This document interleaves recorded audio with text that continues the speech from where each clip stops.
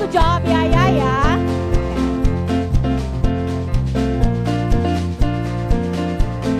Dengar.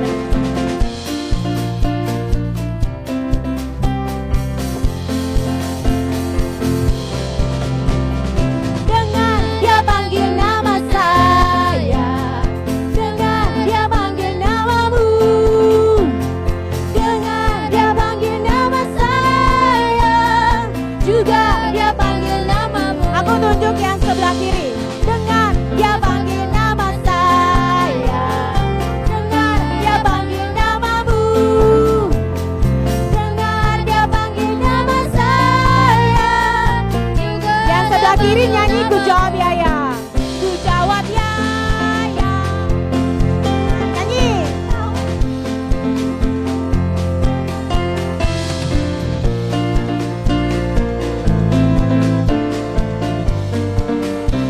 Siap ya yang sebelah kanan ya. Dengar dia panggil nama saya, dengar dia panggil namamu, dengar dia panggil nama saya, juga dia panggil namamu. Ayo sebelah kanan.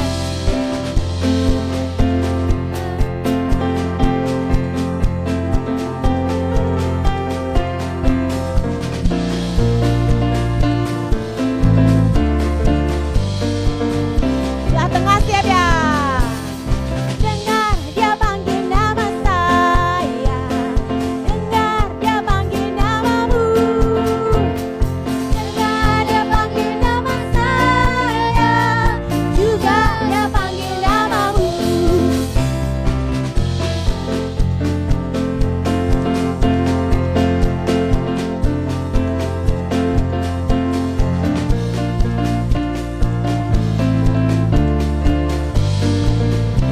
Kita sama-sama katakan oh giranglah.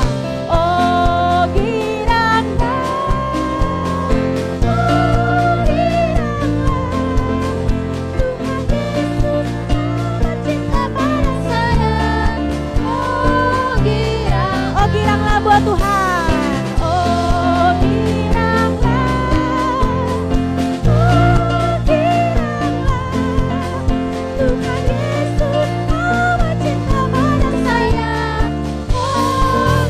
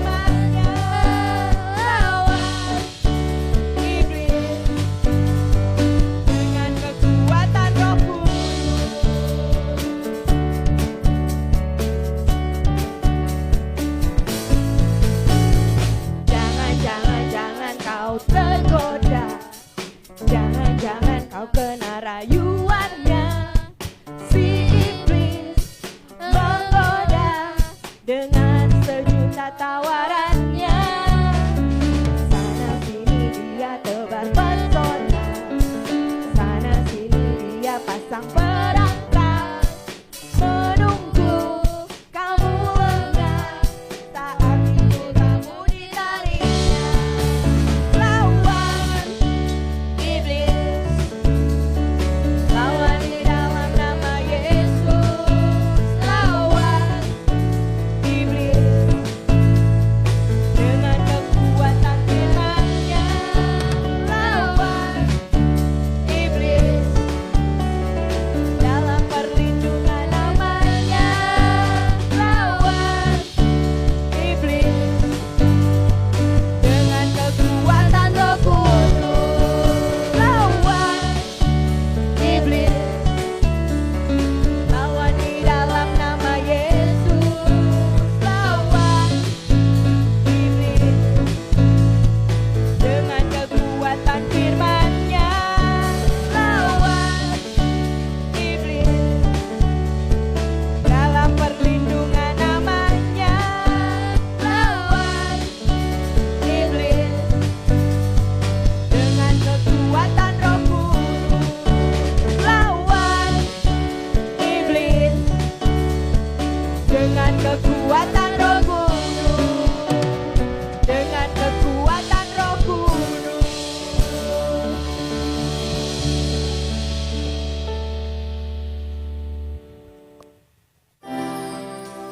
Terima kasih Tuhan untuk kasih setia yang kami alami dalam setiap hidup kami Tuhan. Amin. Dalam hidup. Terima kasih Yesus. Terima kasih Yesus untuk kebaikan-Mu sepanjang hidup. Sekali lagi sama-sama katakan, terima kasih Tuhan. Terima kasih Tuhan untuk kasih setia kami dalam hidup kami Tuhan. Amin. Dalam hidup. Terima kasih Yesus. Terima kasih Yesus untuk kebaikan-Mu sepanjang. Mari sama-sama katakan hidup. Terima kasih Yesusku. Terima kasih Yesus.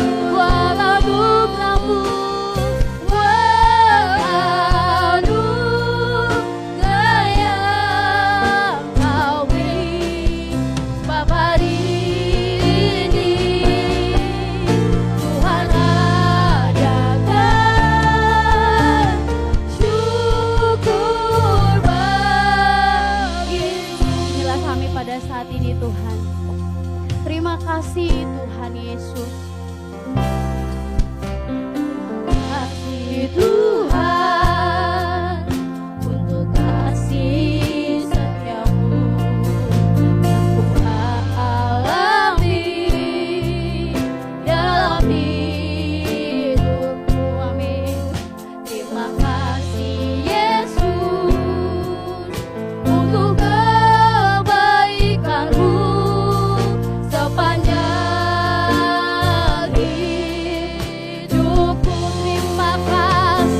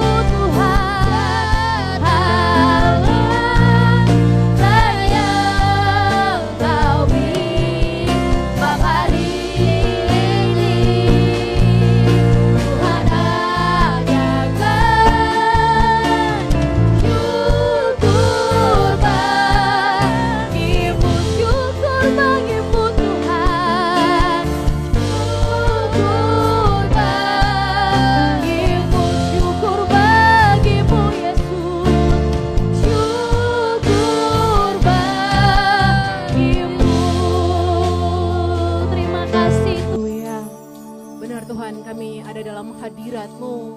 Kami percaya ketika kami memuji dan menyembah Engkau, Engkau ada di tengah kami pada sore hari ini, Tuhan. Kami mau mendengarkan firman-Mu, urapi hamba-Mu yang masih muda yang tidak ada apa-apanya ini. Tapi mari berkenalah Roh Kudus, Engkau yang memimpin, Engkau yang menyampaikan isi hati-Mu ya Allah. Supaya hari lepas hari, khususnya anak-anak kami, generasi kami Tuhan, anak-anak kami, mereka boleh semakin hari, semakin serupa dengan Kristus untuk menjadi terang membawa misi Allah bagi dunia yang semakin jahat ini. Di dalam nama Tuhan Yesus kami berdoa, haleluya, amin. Silakan duduk Bapak Ibu Saudara-saudari sekalian. Shalom Bapak Ibu Saudara-saudari sekalian. Shalom adik-adik sekolah minggu. Haleluya, senang sekali dapat berada di tempat ini. Terima kasih buat Ibu Gembala untuk kesempatan saya melayani di tempat ini dalam Harnas Sekolah Minggu. Ya, saudara-saudara yang terkasih dalam Tuhan kita Yesus Kristus,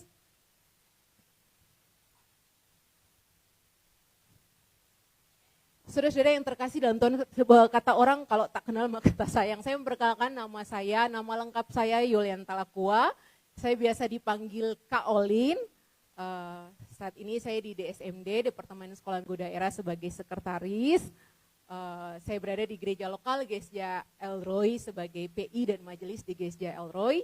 Dan sehari-hari saya melayani di salah satu NGO yayasan non-profit di bagian pendidikan non-formal, yaitu bagaimana menyampaikan kebenaran firman Tuhan, value kebenaran kepada masyarakat prasejahtera melalui pendidikan non-formal gratis di rusun-rusun dan di pemukiman padat penduduk. Demikian, dan sore hari ini sesuai tema yang diberikan oleh Departemen Sekolah Minggu Nasional, tema yang diberikan kepada kita. Sebelum masuk pada tema tersebut, saya ingin mengutip perkataan dari seseorang yang bernama Albert Einstein. Albert Einstein berkata bahwa hidup yang tidak dijalani bagi orang lain tidak layak disebut hidup yang bermakna. Hidup yang tidak dijalani bagi orang lain tidak layak disebut hidup yang bermakna. Setiap kita pasti ingin hidup kita bermakna gitu kan. Dan Albert Einstein mengatakan bahwa kalau mau hidup bermakna maka kita harus menjalani hidup bagi orang lain juga. Dan dari tema yang diberikan oleh Sekolah Minggu Nasional yaitu satu generasi, satu misi. Hidup kita ketika kita diselamatkan, ada misi yang Tuhan berikan buat kita. Dan boleh di slide berikutnya. Nah, adik-adik yang terkasih, sebelum masuk ke situ, ada yang pernah lihat gambar mercusuar? Adik-adik? Ya, nah mercusuar itu biasa apalagi di tengah kegelapan, itu tiang menara bangunan, menara tinggi, lalu di tengah kegelapan mercusuar akan memancarkan cahaya terang, menembusi kegelapan, menembusi gelombang. Terangnya dapat dilihat oleh kapal-kapal dan nelayan yang lewat. Sehingga kapal-kapal dan nelayan tidak terkena bebatuan, mereka tahu ini daerah dataran air sudah mulai dangkal. Nah, jadi fungsi mercusuar itu walaupun gelap gulita, ombak menderu, tapi mercusuar hadir sebagai terang. Nah, demikian pula firman Tuhan yang disampaikan, firman Tuhan dalam Yehezkel 33 ayat 1 sampai 9, saya tidak akan membacakan semuanya, tapi di dalam Yehezkel 33 ayat 1 sampai 19, di situ menggambarkan Tuhan memberikan tugas sebagai Yehezkel untuk menjadi seorang penjaga. Nah, kalau mercusuar itu dia menerangi di tengah gelombang dan gelapnya malam, nah kalau penjaga zaman dahulu itu setiap kerajaan itu pasti memiliki tembok perlindungan. Karena apa? Tembok perlindungan supaya kalau malam-malam ada pencuri, perampok, orang jahat, atau tentara dari musuh, kalau mau datang, nah tembok perlindungan itu menjaga. Jadi mereka punya waktu untuk bersiap-siap. Lalu waktu tentara musuh menyerang, biasanya di tembok perlindungan yang mengitari satu kerajaan, ada seorang yang bertugas jadi penjaga. Nah, orang yang bertugas sebagai penjaga itu, biasanya dia akan meniup trompet. Jadi waktu ada musuh tentara menyerang, si penjaga bertugas untuk meniup trompet gitu kan. Dia akan meniup sangkakala dengan bunyi yang kencang. Lalu semua orang-orang bangun, tentara-tentara bangun, semua orang bangun.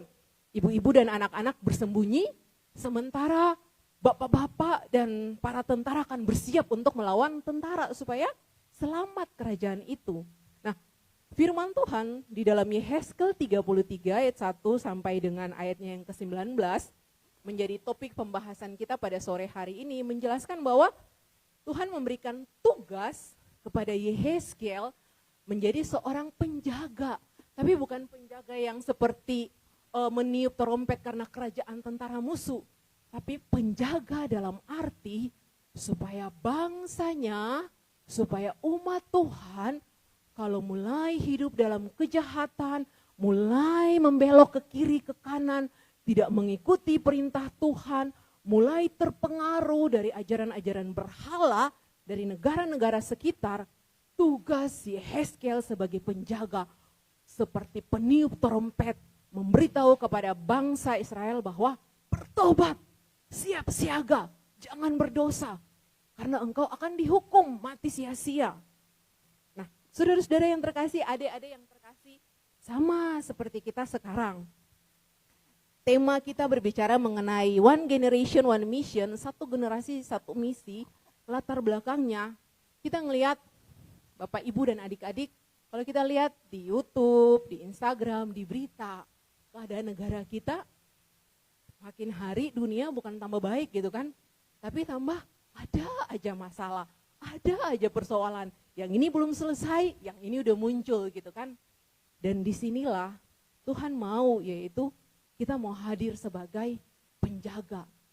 Di tengah-tengah dunia yang gelap, di tengah-tengah dunia yang semakin penuh dengan kejahatan, kita mau hadir sebagai penjaga, penjaga yang dipercaya oleh Tuhan menjalankan misi. Saudara-saudara yang terkasih, di ayat Yehezkel 33 ayat 11, mengapa kita harus menjadi seorang penjaga? Yehezkel 33 ayat 11 berbunyi demikian.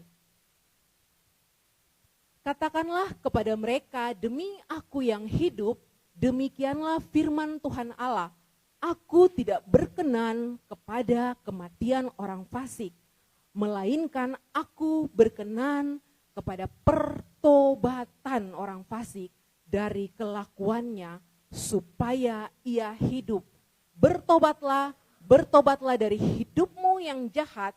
Nah, mengapa kamu akan mati, hai kaum Israel?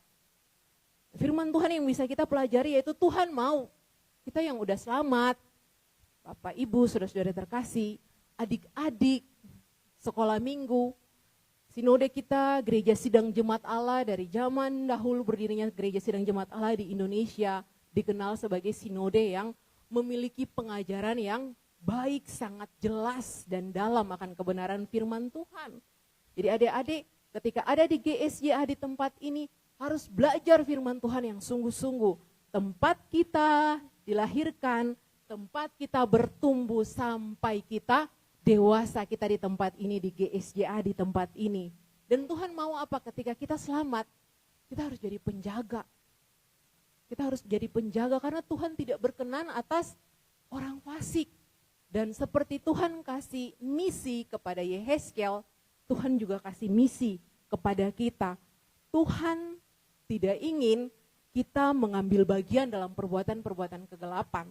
Nah, saudara-saudara, Bapak Ibu yang terkasih, perlu kita waspada gitu kan. Kalau zaman dulu tuh biasanya mama-mama gitu kan suka, aduh ini anak pergi main di luar, kok belum pulang-pulang gitu ya. Tapi saya nggak tahu sama ibu-ibu, tapi saya merasakan di anak-anak saya, kok kamu di rumah terus, kok nggak keluar olahraga gitu loh. Saking main game terus gitu kan. Nah, main game lah, dengan handphone lah, nggak gerak-gerak gitu. Di kamar, di rumah gitu. Beda gitu kan. Kalau zaman dulu, kok belum pulang ini anak gitu kan. Nah, beda-beda. Tapi di dalam perbedaan itu ternyata tantangan arus digital yang belum layaknya anak dapatkan itu sudah menerpa generasi ini. Hal-hal yang kadang-kadang mereka belum pantas lihat, tapi mereka melihat itu gitu kan. Bahkan ada sekarang istilah yang namanya grooming. Istilah grooming, orang dewasa yang seperti itu lalu berpura-pura menjadi anak kecil untuk mengelabui gitu, untuk mengelabui dan memanipulasi anak kecil lainnya. Entah lewat game, mereka masuk, kenalan, seakan-akan mereka anak kecil gitu kan. Entah lewat WA gitu kan. Jadi tantangan anak-anak generasi zaman ini berat. Jadi adik-adik semua, di tengah tantangan yang berat, firman Tuhan mengingatkan kita, tantangan yang berat itu sama seperti ibarat Yehezkiel, itu seperti tentara dari luar gitu kan. Kita kan membangun rumah tangga kita sebagai jemaat Kristus, kita membangun rumah tangga kita tentunya dengan tembok doa, menjaga rumah tangga kita dengan sedemikian rupa. Sama seperti bangsa zaman dahulu ada tembok yang menjaga. Tapi kita harus menyadari bahwa ada tentara-tentara dari luar, ada musuh-musuh dari luar yang akan datang menyerang. Dan harus waspada sebagai penjaga. Bapak Ibu sebagai penjaga yang harus melek dengan keadaan sekarang. Kita nggak bisa bilang bahwa udah kasih makan anak cukup, bayar uang sekolah cukup, nggak bisa. Kita harus waspada dengan serangan dari luar gitu loh. Dunia digital gitu. Begitu pula dengan adik-adik sekolah minggu gitu ya. Hati-hati. Makanya kita harus setia ibadah sekolah minggu. Tuhan sudah selamatin kita udah ada di gereja di tempat ini, di GSJ Aja Lambar Baru di tempat ini. Harus setia di tempat ini. Ya, harus rajin sekolah minggu, bertumbuh dalam komunitas yang takut akan Tuhan. Jadi papa mama kalau anak-anaknya malas ke sekolah minggu harus dipaksa harus ke sekolah minggu. Karena serangan dari luar tembok itu sangat besar. Dan kita bersama anak-anak kita harus waspada seperti seorang penjaga. Karena kita tahu tujuan kita. Allah menyelamatkan kita untuk satu misi. Kita menjadi terang dan penjaga bagi orang-orang di sekitar kita. Kalau kita tahu tujuan kita, maka akan mudah kita menjalani. Yang repot itu kalau kita nggak tahu tujuan kita mau kemana gitu. Seorang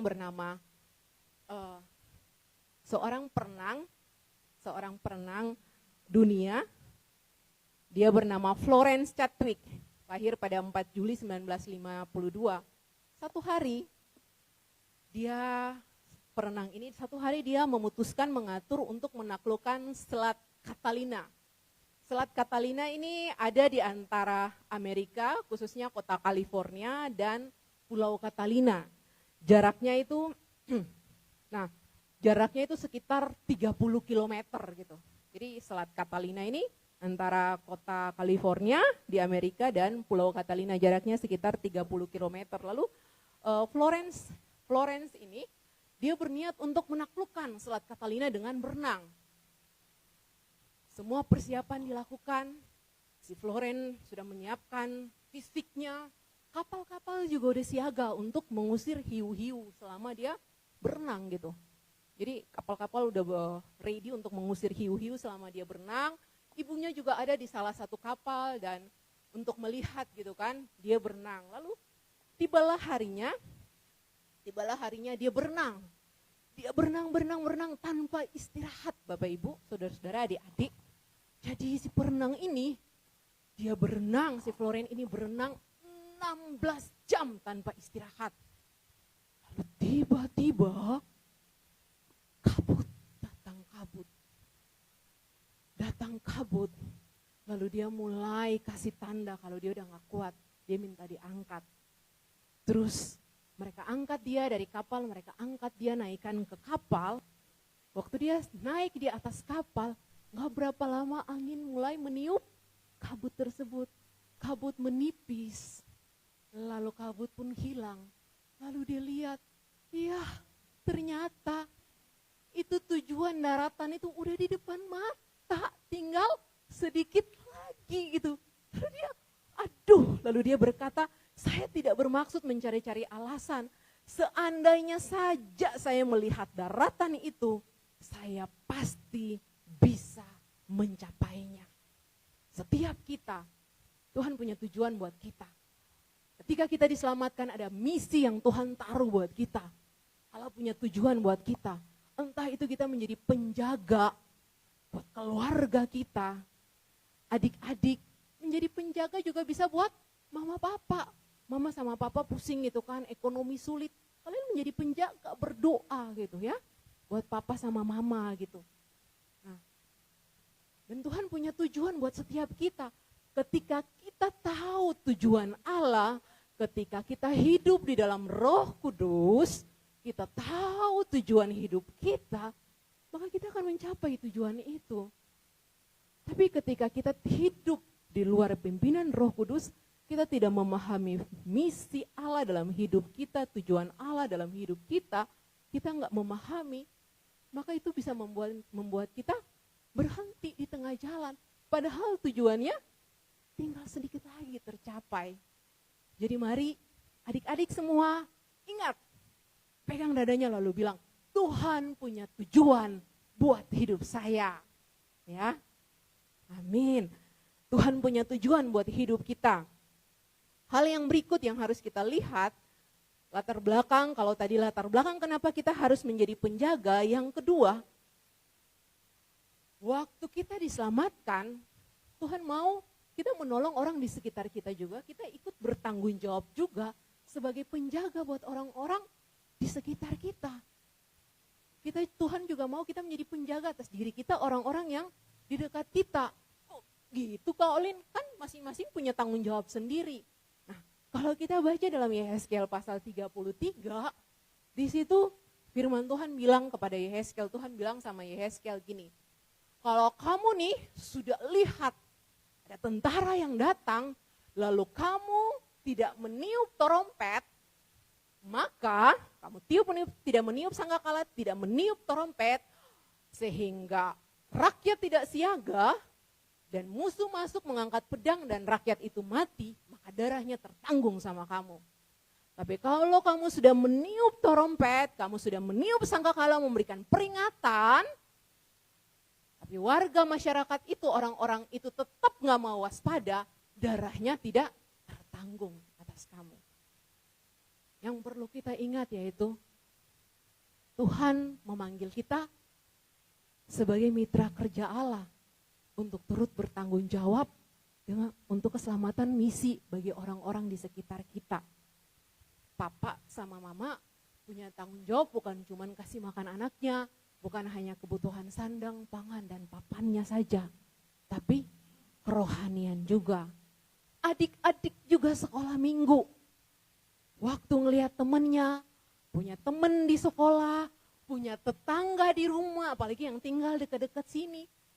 Tuhan berikan tanggung jawab, Tuhan berikan sebuah kehormatan buat kita, supaya kita harus ngasih tahu kepada mereka. Kalau mungkin kita susah buat adik-adik, susah buat cerita tentang Yesus buat mereka, ajak mereka ke sekolah minggu. Yuk ke sekolah minggu, ikut saya ke sekolah minggu ntar jam 4 sore gitu ya. Nah, ikut saya, adik-adik harus ajak teman-teman sebanyak mungkin. Ajak tetangga, kalau punya sepupu, lihat nih, ada teman nih, dia kayaknya kasihan, atau dia nakal, atau dia setiap hari Minggu kerjanya main game dari pagi sampai tengah malam. Ajak. Tuhan Yesus memberikan kamu kuasa dan mempercayakan misi buat kamu untuk membawa mereka kepada kebenaran. Caranya gimana? Ajak mereka ke sekolah minggu di tempat ini. Karena hidup kita bermakna ketika kita berbagi sama orang lain. Begitu pula dengan kita para orang tua, saudara-saudari sekalian. Mari kita membuat hidup kita bermakna dengan menjalankan misi yang Tuhan kasih. Membawa banyak-banyak jiwa. Ketika kita merasakan di tempat ini, di GSJ Jelambar Baru, kita rasa hidup kita kita diberkati ya di gereja ini gitu ya. Diberkati dalam pelayanan di tempat ini, diberkati dalam firman Tuhan di gereja ini. Kita merasa kita bertumbuh secara rohani di gereja di tempat ini. Kita harus menyampaikan itu buat orang lain. Itu misi yang Tuhan berikan. Oma-oma kepada oma-oma, mama-mama, papa-papa kepada mama-mama dan papa-papa lainnya. Kan satu generasi. Begitu pula adik-adik sekolah minggu. Karena kita merasakan kan berkat di tempat ini. Kita harus ajak orang lain juga untuk datang ke tempat ini, menikmati berkat kerohanian yang sama, supaya mereka bertumbuh. Dan itu adalah tugas kita. Itu bukan sekedar hanya pilihan. Firman Tuhan berkata kepada Yehezkel, itu tugas kita sebagai seorang penjaga gitu. Saya terberkati dengan kisah dari seorang William Carey. Dia ini disebut father of mission, bapak dari misi gitu. William Carey ini mungkin kita berkata, aduh Kak bagaimana ya saya ngejalani misi, hidup saya sulit, ekonomi apalagi sekarang lagi sulit gitu. William Carey ini, dia cuma tukang sepatu. Dia tukang sepatu, tapi dia peka akan Roh Kudus. Waktu Roh Kudus bekerja dalam hatinya, menaruh dalam dia hati, waktu itu saat itu lagi dibuka untuk pelayanan misi di India, dia tukang sepatu yang kemudian menjadi bapak misi modern gitu. Dia tinggal di Inggris. Lalu kemudian dia melihat ada Tuhan taruh kepada dia hati misi ke India. Lalu dia daftar. Dia pergi, dia daftar di pelayanan misi. Saudara-saudara, dia bukan orang yang berada gitu, seorang tukang sepatu. Waktu daftar aja udah ada tantangan. Bos-bos misi bukannya menerima dia dengan baik, tapi mereka berkata, mereka melihat dia gitu kan, dengan sebelah mata kurang lebih gitu kan. Kamu mau melayani misi, memang sih Tuhan mau menyelamatkan India, tapi kayaknya bukan memakai kamu deh gitu. Penolakan dari bos-bos misi itu kepada dia. Tapi udah baru start awal aja udah penolakan gitu. Tapi William Carey tidak patah semangat. Dia tahu betul tujuan hidupnya. Dia tahu betul bahwa Allah yang menaruh misi itu di dalam hatinya. Dan akhirnya singkat cerita dia berangkat membawa keluarganya untuk pergi ke India. Saudara-saudara sampai di sana semua tidak seperti jalan tol yang indah gitu ya. Ada banyak tantangan. Saking banyak tantangan, istrinya sampai mengalami yang namanya skizofrenia, stres, depresi, seperti orang gila gitu. Saking banyaknya tantangan yang mereka lewati. Tapi William Carey dalam imannya kepada Tuhan, dia tahu tujuannya dan dia berkata, expect great things from God, attempt great things for God. Artinya, harapkanlah hal-hal yang besar dari Tuhan dan usahakanlah hal-hal yang besar dari Tuhan. Seberapa sering kita berdoa, kita mengharapkan hal-hal yang besar dari Tuhan, berkat-berkat yang besar dari Tuhan. Belajar dari William Carey, dia berkata, harapkan hal-hal yang besar dari Tuhan, tapi kita juga harus usahakan hal-hal yang besar bagi Tuhan. Kursi-kursi di depan kita, di belakang kita, harus kita usahakan. Misi kita harus penuh dengan jiwa-jiwa. Karena kita mengusahakan banyak jiwa. Kita membawa kepada Kristus di tempat ini. Kita mengusahakan hal-hal yang besar bagi kerajaan Allah. Apa yang bisa kita kerjakan bagi kerajaan Allah. Dan saudara-saudara yang terkasih, William Carey dalam pergumulannya dengan semboyan yang begitu kuat, dia akhirnya berhasil mendirikan berbagai gereja dan sekolah di India. Dia yang tadinya nggak sekolah Alkitab, tapi dia bisa bantu untuk menerjemahkan Alkitab dalam bahasa Bengali dan bahasa Urdu. Dia buka juga pusat kesehatan, dia mendirikan seminari, dan dia hadir untuk menyokong reformasi di India. Nah, Bapak Ibu Saudara-saudari, adik-adik sekalian, di India zaman dahulu, waktu itu mereka punya yang namanya, kalau anak-anak, mereka punya kepercayaan yaitu ketika punya banyak anak harus ada, supaya diberkati, anak itu harus dipersembahkan kepada Dewi. Harus dipersembahkan kepada Dewi di kali Sungai Gangga, Dewi Kali di Sungai Gangga. Jadi anak-anak itu dilempar gitu di sungai. Coba lihat anak-anak yang di kiri kanan yang imut-imut seperti itu ya. Kebayang di India itu zaman dulu dilempar loh di Sungai Gangga. Lalu mereka juga punya satu tradisi yang mereka punya satu tradisi juga yang namanya tradisi yang disebut sati. Bukan nama sekolah Alkitab tempat saya sekolah di Malang, bukan. Tradisi namanya sati. Tradisi sati ini di saat itu yaitu kalau seorang kepala keluarga, seorang suami meninggal, nah istrinya harus dikubur bareng, dibakar bareng sama suaminya. Itu tradisi mereka yang disebut tradisi sati. Dan William Carey berhasil mereformasi tradisi itu tiada, sehingga membawa kebebasan bagi anak-anak dan para wanita dengan kekuatan Injil Kerajaan Allah. Karena dia mengusahakan hal-hal besar bagi Allah. William Carey yang tadinya hanya tukang sepatu. Jadi Bapak Ibu Saudara-saudari sekalian, adik-adik sekalian, Tuhan punya tujuan, Tuhan berikan misi yang besar. Jangan bilang, aduh Kak, saya mau pemalu, Jangan memandang kepada siapa diri kita, tapi kita pandang kepada Tuhan yang memberikan tugas kepada kita, yang memampukan kita melakukan hal-hal besar. Saya selalu suka dengan satu ilustrasi, Bapak Ibu, saudara-saudari, adik-adik.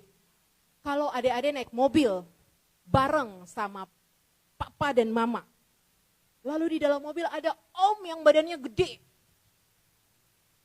Om mungkin 2-3 orang, berarti ada orang dewasa 3 atau 4 orang di dalam mobil. Coba adik-adik perhatikan. Kalau ada orang dewasa yang laki-laki 4 orang di dalam mobil, lalu jalan di jalan, tiba-tiba adik-adik kalau Pak polisi tapi badannya lebih kurus daripada papa sama om-om kamu di dalam mobil. Pak polisi cuma 2 orang deh badannya lebih kurus.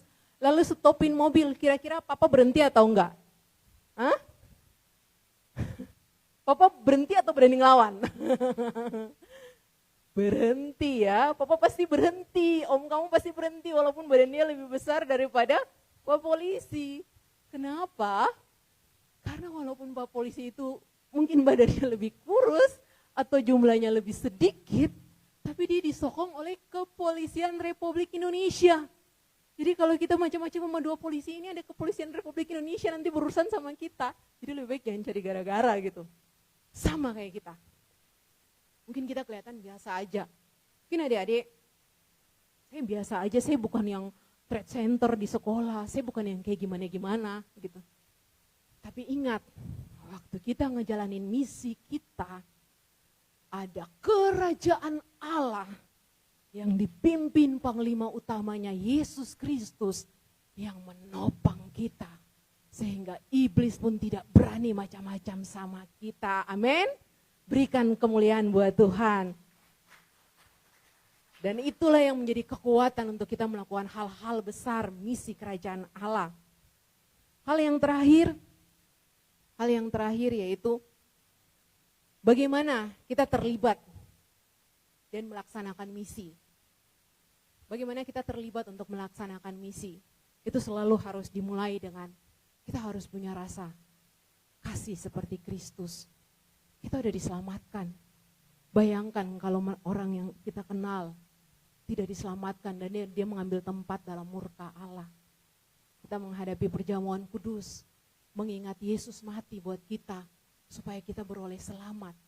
Kita mau orang lain juga beroleh selamat. Harus dimulai dari hati yang mengasihi, hati yang peduli, hati yang sayang sama pekerjaan Tuhan. Hati yang peduli sama pekerjaan Tuhan. Dan saudara-saudara yang terkasih, hal yang kedua yaitu kita harus berani. Berani untuk memperkatakan kebenaran. berani untuk menyampaikan kebenaran berita Injil. Injil kan adalah kabar baik. Kalau kita udah mengalami kabar baik, berarti kita tinggal menceritakan kabar baik itu kepada orang lain. Dan yang terakhir yaitu kita harus konsisten melakukan itu. Menyaksikan cinta kasih Tuhan, menjaga diri kita melakukan itu sampai akhir. Saya menutup dengan kisah dari seorang di gambar ini, seorang yang pernah menjadi orang terhebat di dunia. Dialah Alexander Agung. Alexander Agung, orang yang pintar, perkasa, dan juga berkuasa. Dia pintar, perkasa, berkuasa. Dia berhasil menaklukkan dunia saat itu. Tapi dia mati muda. Ketika menjelang kematiannya, dia memanggil para jenderalnya. Alexander Agung ini memanggil jenderalnya. Lalu dia berkata kepada jenderal-jenderalnya, dia bilang dia punya 3 permintaan terakhir. Permintaan yang pertama, dia minta agar yang mengangkat peti matinya adalah dokter-dokter yang terbaik. Ya kalau kayak sekarang dokter Enos gitu ya Bu Imian ya. Dokter-dokter yang terbaik gitu. Itu sebagai bukti bahwa kalau Tuhan sudah memanggil, sehebat apapun ilmu medis, kita tetap pasti meninggal juga. Permintaan dia yang kedua, dia minta agar jalan menuju ke tempat kuburannya, ketika membawa jenazahnya, ketika membawa petinya ke tempat pemakaman, dia minta sepanjang jalan itu harus ditaburkan emas, permata, dan batu-batu mulia. Dia minta ditaburkan sebagai bukti bahwa seberapa banyak kita mencari harta, kekayaan, kita nggak bisa juga membawa itu pulang gitu. Lalu permintaan dia yang terakhir, yaitu dia ingin ketika menuju kepada tempat kuburannya, di petinya, dia mau tangannya itu menjuntai keluar dari peti mati. Untuk menceritakan bahwa dia datang sendiri dan dia pulang sendiri, tidak membawa apa-apa. Nah, adik-adik yang terkasih, sidang jemaat yang terkasih, ini menjadi perenungan bagi kita. Dalam kitab Wahyu mengatakan bahwa yang mengikuti kita menjadi pakaian kita pada akhirnya adalah perbuatan-perbuatan baik kita. Dan perbuatan baik kita adalah ketika kita menyampaikan kabar baik buat orang-orang lain. Adik-adik, jauhi ketika ada orang yang mendekat lalu mengajakmu untuk membahas, bercerita, atau menunjukkan gambar-gambar yang tidak senonoh, harus berani menolak. Jangan sungkan gitu. Ya, gak boleh sungkan ketika ada orang yang kayaknya berpura-pura baik, lalu kemudian dia mau melakukan hal-hal yang senonoh kepada kita, harus berani tolak. Karena tubuh kita adalah milik Tuhan. Orang lain tidak berkuasa atas tubuh kita. Karena ini milik Tuhan, harus dijaga kekudusan hidupnya. Begitu pula dengan kita Bapak Ibu yang terkasih dalam Tuhan kita Yesus Kristus. Apa yang kita ketika Kristus memanggil kita, apa yang kita bawa sebagai persembahan yang indah di hadapan Tuhan. Yang Allah sukai yaitu jiwa-jiwa yang dibawa kepadanya, sehingga kematian Kristus menjadi bermakna bagi banyak orang. Saya mengundang pemain musik dan tim praise and worship ke depan. Yehezkiel 33 ayat 1 sampai 19, Tuhan berkata, seorang penjaga harus memberi peringatan ketika bahaya. Hari ini Tuhan mencari anak-anak yang berani menjalankan misi kerajaan Allah.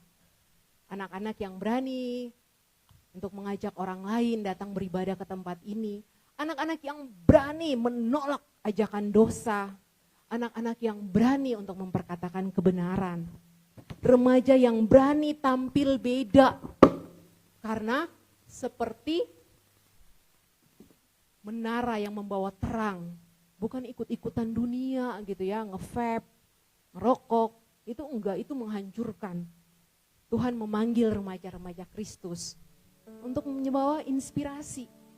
Semakin kita ngikutin tren dunia, semakin kita ketinggalan.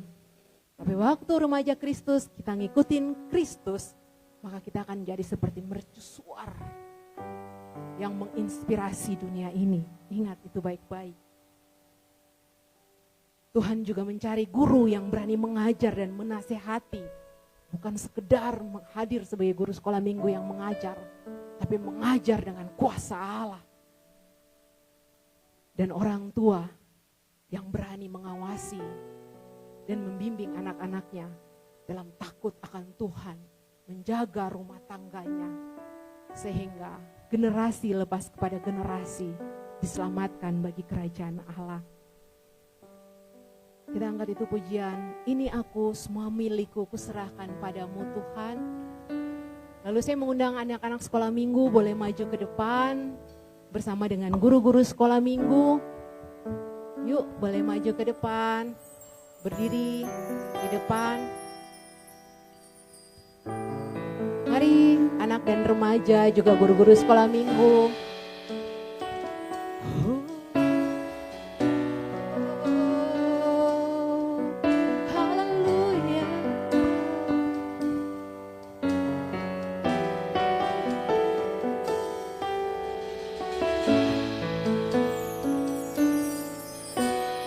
Ini aku semua milikku, ku serahkan padamu. Adik-adik boleh angkat kedua tangan. Saya undang jemaat Tuhan untuk berdiri.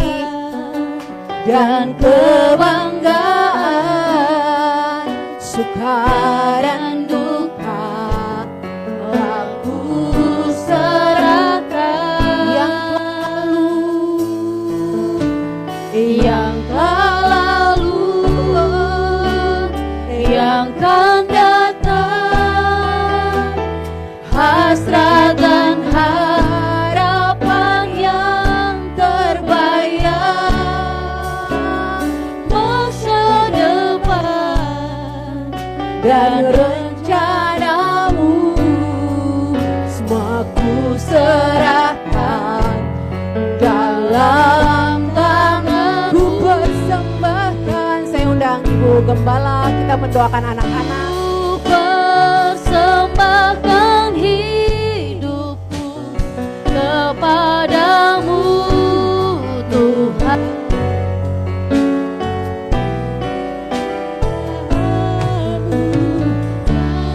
Berikan hidup ini sebagai persembahan yang berkenan padamu.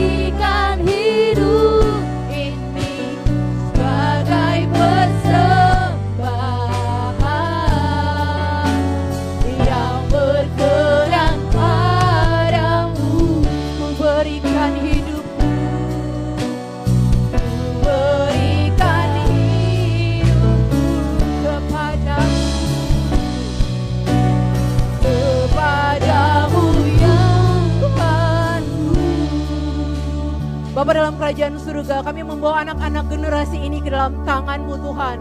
Kami berdoa Roh Kudus Engkau memberdayakan mereka, Engkau menjagai mereka Tuhan, supaya mereka menjadi generasi yang takut akan Tuhan. Mereka mencintai Tuhan dan setia bertumbuh di dalam Tuhan di tempat ini. Bahkan Tuhan Engkau pakai mereka untuk menjalankan misi kerajaan Allah, membawa teman-temannya ke tempat ini Tuhan, untuk bertumbuh di dalam Engkau. Bahkan kami berdoa ketika dunia menyerang mereka dengan segala kegelapan, Roh Kudus yang memberikan mereka kuasa dan kemampuan untuk mereka tetap berdiri, menjadi penjaga, menjadi terang Kristus bagi dunia.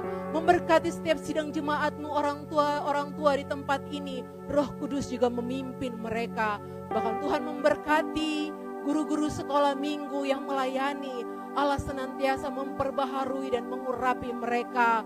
Hamba juga berdoa Tuhan Engkau memberkati Ibu Gembala di tempat ini, dalam keluarganya, pelayanannya. Tuhan yang memberkati. Di dalam nama Tuhan Yesus kami berdoa dan mengucap syukur. Semua yang percaya katakan amin. Tuhan berkati. Saya serahkan 1 Korintus 11 ayat 23, minta tolong ditayangkan, saya mulai. Sebab apa yang telah aku teruskan kepadamu telah aku terima dari Tuhan, yaitu bahwa Tuhan Yesus pada malam waktu ia diserahkan mengambil roti, dan sesudah itu ia mengucap syukur atasnya, ia memecah-mecahkannya dan berkata, inilah tubuhku yang diserahkan bagi kamu, perbuatlah ini menjadi peringatan akan aku.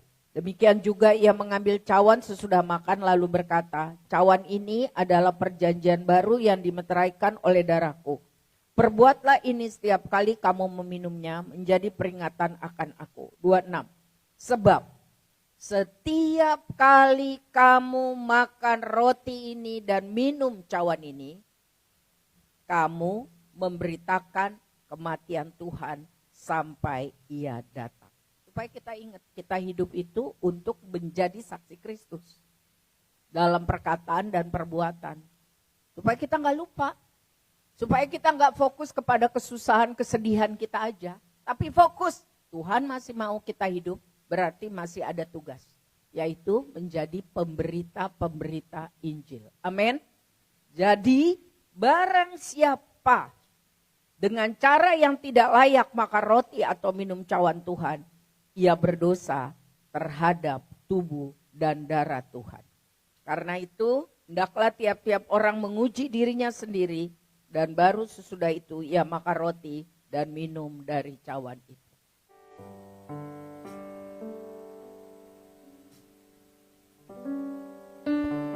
Ku bawa hidupku sekarang ke tempat kudus-Mu Tuhan, di mezbah-Mu ku serahkan seluruh hidupku.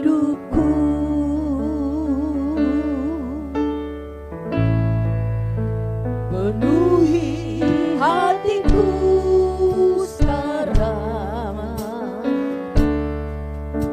dengan urapan yang baru,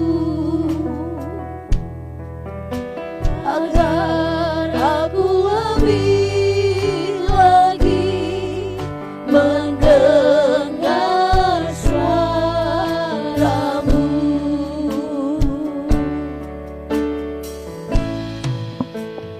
Jadikan aku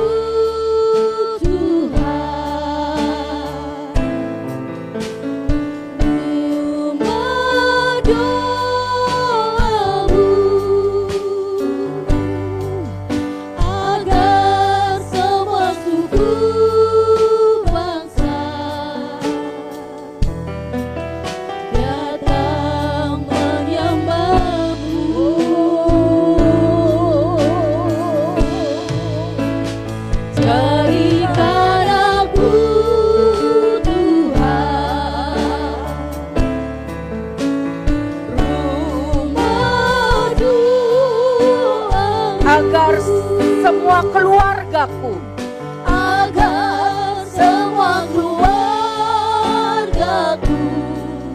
dan datang menyembah-Mu. mari kita lihat, kita baca. Semoga firman Tuhan yang saudara lihat di host itu jadi berkat. Dan ingat-ingat terus.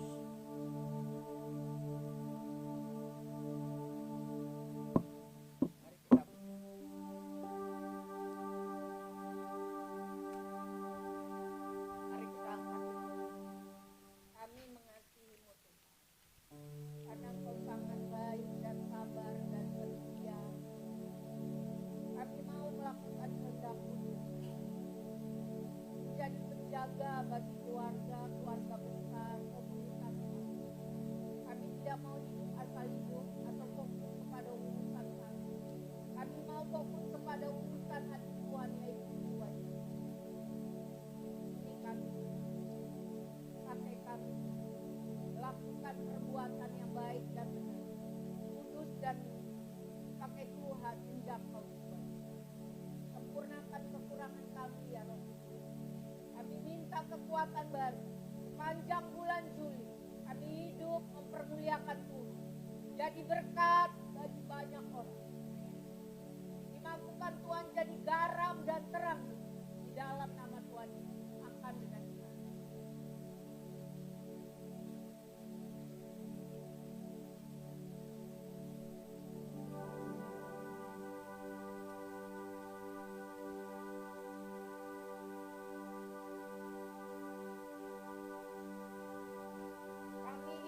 Apa yang kami doakan, kami angkat, mari kita angkat cawan berisi anggur, lambang darah Tuhan yang sudah dicurahkan untuk menghapus dosa, dimerdekakan kita dari perbudakan dosa, dan kita tidak mau lagi dibudak. Kita hamba Tuhan, kita melakukan firman, bersama Tuhan kita mampu, bersama Tuhan kita bisa cakap menanggung segala sesuatu. Bersama Tuhan kita belajar bangkit berdiri teguh, tidak goyah, tidak lemah, tidak putus asa. Karena Tuhan beserta kita. Masalah kita biasa, Tuhan kita luar biasa. Dia lebih besar dari apapun, siapapun. Dalam nama Bapa, Anak dan Roh Kudus, kami minum cawan berisi anggur, lambang darah Kristus yang sudah ditumpahkan untuk menebus dosa kami. Kami tidak mau hidup dalam dosa, kelemahan, kemanusiaan, kebodohan, keterikatan. Kami mau hidup merdeka di dalam Kristus dan mengisi kemerdekaan itu dengan seperti yang Tuhan di dalam nama Tuhan.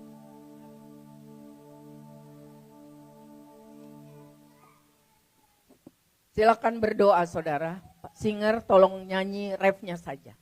Silakan doa, doakan keluargamu. Keluarga besarmu, orang-orang yang saudara rindu di jamah Tuhan.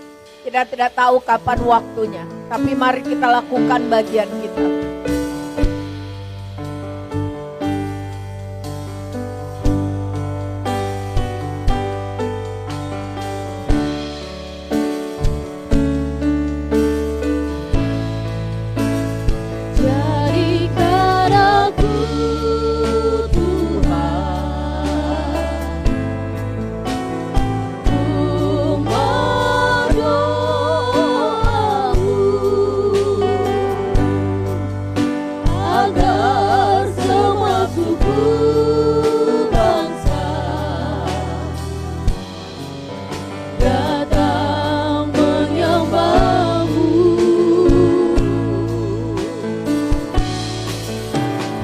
Jadikan aku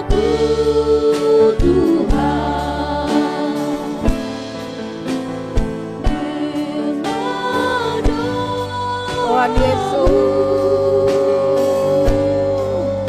Agar semua Tuhan Yesus.